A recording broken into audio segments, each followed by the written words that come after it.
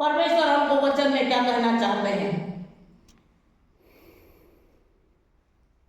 बहुत सारे परिवार में संतान ना होने के कारण दुख और निराशा और चिंता है। जो पेड़ में फल नहीं लगता वो पेड़ को काट डाला जाता है और आग में क्या किया जाता है, झोंक दिया जाता है। जो पेड़ में फल नहीं लगता उसे काटा जाता है और आग में झोंका जाता है। उसी सदृश जो स्त्री के गर्भ में संतान नहीं है उसके जीवन में भी वो दुख और निराशा और चिंता बार बार परेशान करता है। हालेलुया। जो घर में संतान नहीं है तो वो परिवार में अरे इतना समय से हो गया, डॉक्टर भी दिखाए, मेडिसिन भी करवाए, लेकिन कुछ भी असर नहीं कर रहा है। परिवार में, सास बहू में और भी पति पत्नी में और समाज में बहुत प्रकार से स्त्री को बात सुनना पड़ता है। अगर संतान ना हो तो उसमें भी क्या है, स्त्री का ही दोष होता है। हालेलुया। अगर लड़की हो तो उसमें भी स्त्री का दोष होता है। बेटा नहीं, इसलिए हम दूसरा औरत लेके आएंगे। अगर बेटी अगर घर में हो रहा है उसमें भी औरत का ही दोष है। संतान नहीं है तो भी औरत का दोष है। बेटी है तो भी औरत का दोष है।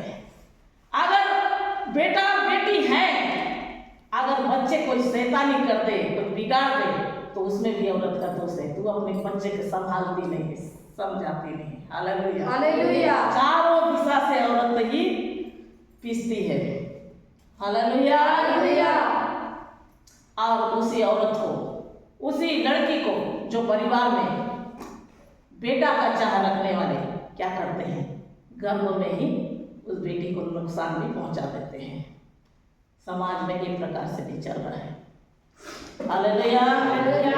प्रभु का धन्यवाद हो, परमेश्वर की महिमा हो। हम परमेश्वर के वचन में से देखेंगे लूका रचित सुसमाचार पहला अध्याय उसके 7वां पद में जकरिया और एलीशिबा दोनों बुजुर्ग थे, दोनों बूढ़े थे और बांझ थी एलीशिबा। लेकिन प्रभु ने उस बुजुर्ग अवस्था में उसके जीवन में अनुग्रह आशीष को दिया। दूसरी ओर देखते हैं दूसरा राजा पहला अध्याय 17 पद में सुनेमी स्त्री, कुलीन स्त्री के विषय में एलीशा उनके लिए प्रार्थना किया और एक बेटा उनके लिए परमेश्वर ने दिया। एलीशा के प्रार्थना को सुनकर वो भी क्या थी, बुजुर्ग थी, बुढ़ापा अवस्था में थी। तीसरा हम देखते हैं उत्पत्ति के किताब 25 अध्याय 21 अध्याय उसके दूसरा पद में सारा बांझ थी और 99 वर्ष में संतान की आशीष उसे मिली। हालेलुया। जब वो इतने बुजुर्ग होने के बाद परमेश्वर उन्हें आशीष दे सकता है तो आपको क्यों नहीं देगा। कई बार हम क्या करते हैं, समझौता कर लेते हैं। मेरे प्रिय, समझौता नहीं करना है, प्रार्थना करना है। नहीं हुआ तो कोई बात नहीं, मैं बहन की बेटी से काम चला लूंगी, भाई के बेटा से मैं काम चला लूंगी, उनको लाकर मैं पालन पोषण कर लूंगी, वो हमको देखेंगे। ये प्रकार से कई प्रकार हम सोच विचार को लेकर रख लेते हैं। लेकिन बाइबल बताती है वो बुजुर्ग अवस्था में भी वो आशीष देने वाला खुदा है, उसके लिए कोई भी बात कठिन नहीं है। हालेलुया। परमेश्वर ने आशीष दिया। जबकि उत्पत्ति की किताब 25 अध्याय 21 पद में इसहाक और रिबका के विषय में बाइबल बताती है रिबका बांझ थी। हालेलुया। उसे संतान नहीं था, पहले उसे बांझ कहा गया, लेकिन परमेश्वर ने उसे अनुग्रह किया, कृपा किया, दया किया, आशीष को दिया। इसहाक और रिबका को परमेश्वर ने उनकी सुधि दी, उनकी प्रार्थना को सुना और उन्हें जुड़वे संतान से आशीष दिया। हालेलुया। परमेश्वर मेरे प्रार्थना को, हर एक की प्रार्थना को सुनता है मेरे प्रियो। परमेश्वर अपनी अनुग्रह, अपनी कृपा, अपनी दया, अपनी आशीष को बनाए रखता है। राहेल जब याकूब से कहने लग गई मुझे तो संतान दे, याकूब ने कहा क्या मैं परमेश्वर हूँ? हालेलुया। इसका मतलब परमेश्वर द्वार खोलता है। हालेलुया। और परमेश्वर ही द्वार को बंद करता है।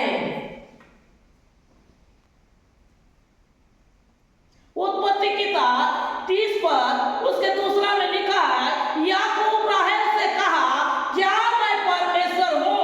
उसी ने तेरी कोख को बंद कर रखा है। जब परमेश्वर बंद करता है कोख को तो खोलता भी वही है। राहेल के लिए परमेश्वर ने उपाय किया, व्यवस्था किया। राहेल बहुत चिंता में थी, लिया को संतान हो रहा है लेकिन मुझे नहीं, लिया मुझसे हंस रही है।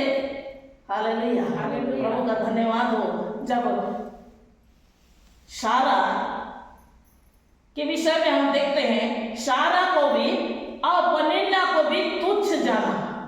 सारा को किसने तुच्छ जाना? सारा को हाजिरा।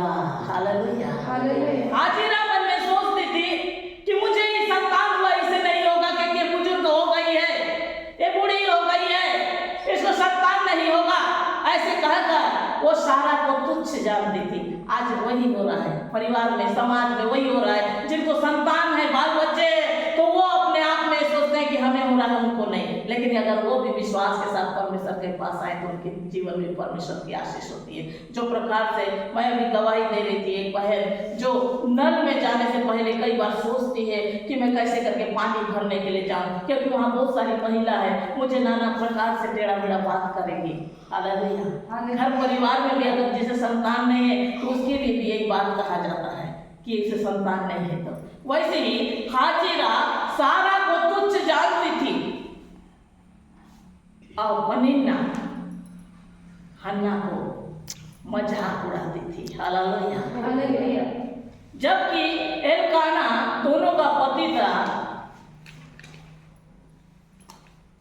हन्ना को धूना दाम देता था। तू क्यों रो रही है, क्यों परेशान हो रही है? ये बच्चे भी तो तेरे ही हैं, भले धन संपत्ति रुपया पैसा जो भी है तुझे मैं ज्यादा दूंगा। यह सोचकर वह उसे ज्यादा पैसा रुपया देता था, उसे दाम देता था। जब भी धान कुछ भी चीज घर में जब होता था उसे ज्यादा देता था। लेकिन फिर भी हन्ना के मन में संतोष नहीं था। वो निराश में थी क्योंकि उसके गर्भ, उसका कोख खाली था। हालेलुया। निराश के साथ, चिंता के साथ मंदिर में जाकर वो प्रार्थना करने लगी। जब उसे पनीना चिढ़ाती थी, कई कई दिन से वो खाना नहीं खाती थी, वो बिस्तर में आंसू बहाकर सोए रहती थी। उसे एलकाना समझाता था। ऐसे बहुत सारे परिवार में ये दुख होता है, जैसे बाइबल में लिखा है। हालेलुया। बहुत सारे परिवार में दुख और निराशा, चिंता, बाल बच्चे नहीं, मैं कैसे करूंगी कहकर बहुत सारी महिला अपने मन में दुख और निराश को पालती हैं, जैसे हन्ना पाल रही थी। लेकिन उसने हार नहीं माना, वो समझौता नहीं की। वो परमेश्वर के मंदिर में जाकर परमेश्वर से प्रार्थना की, प्रभु अगर तू जो दान मुझे देगा उसे मैं तेरे पवित्र भवन में अर्पण कर दूंगी। हालेलुया। उस जगह में था, उसके प्रार्थना को जो मन ही मन, उसके होठ तो हिल रहे थे और परमेश्वर से वो प्रार्थना कर रही थी। एली उसे देखकर कहा तेरे नशा को उतार, कब तक तू नशा में रहेगी? हन्ना ने कहा हे प्रभु मैं नशा में नहीं हूँ, मैं एक दुखिया हूँ, बहुत निराशा के साथ मैं प्रार्थना कर रही हूँ, मुझे कोई संतान नहीं है। हालेलुया। एली ने कहा चली जा तू अपने घर में, आनंद मना, आने वाले समय तेरे घर में आशीष आने जा रहा है। वो खुशी से अपने मुख को धोई, आनंद के साथ में परमेश्वर को की महिमा की और कुछ समय बाद उसके गर्भ में संतान परमेश्वर ने दिया। उसका नाम उसने शमूएल रखा और उसे परमेश्वर के मंदिर में अर्पण किया। मेरे प्रियो, हम समझौता नहीं करना है। जिसके पास संतान नहीं है वो प्रार्थना करे, परमेश्वर से मांगे।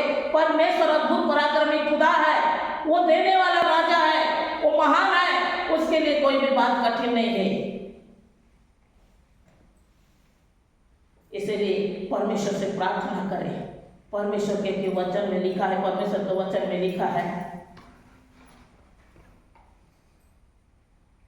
भजन संहिता 113 उसका 9वां पद में लिखा है, वह बाँझ के घर में लड़कों की आनंद करने वाली माता बनाता है, यहोवा की स्तुति करो। लड़कों की माता बनने का सौभाग्य, हालेलुया हालेलुया। और भजन संहिता 127 उसका 3 में लिखा है, देखो लड़के यहोवा के दिए हुए भाग में गर्भ का फल उनकी ओर से प्रतिफल है, क्योंकि गर्भ का फल वही देता है। हालेलुया। क्योंकि गर्भ को खोलता भी वही है, बंद भी वही करता है। परमेश्वर की महिमा हो। परमेश्वर अपने लोगों को कभी लज्जित होने नहीं देता। इसलिए मेरे प्रियो, आनंद के साथ परमेश्वर की महिमा कीजिए। जब उनको बुजुर्ग अवस्था में जब उन्हें संतान दिया तो मुझे क्यों नहीं देगा। जब हम इस प्रकार से परमेश्वर से वार्तालाप करेंगे, परमेश्वर से बातें करेंगे, परमेश्वर से प्रार्थना करेंगे, निश्चय परमेश्वर उनकी शुद्धि लेगा और बाँझ के गर्भ में पुत्र की गिलकारी को देगा। हालेलुया। संतान की आशीष को देगा। वो खुदा है हमारे साथ में, परमेश्वर हमारे साथ है, तो हमारा विरोध कौन कर सकता है। Hallelujah hallelujah. वचन द्वारा सबों को बहुत से आशीष दे। आमीन।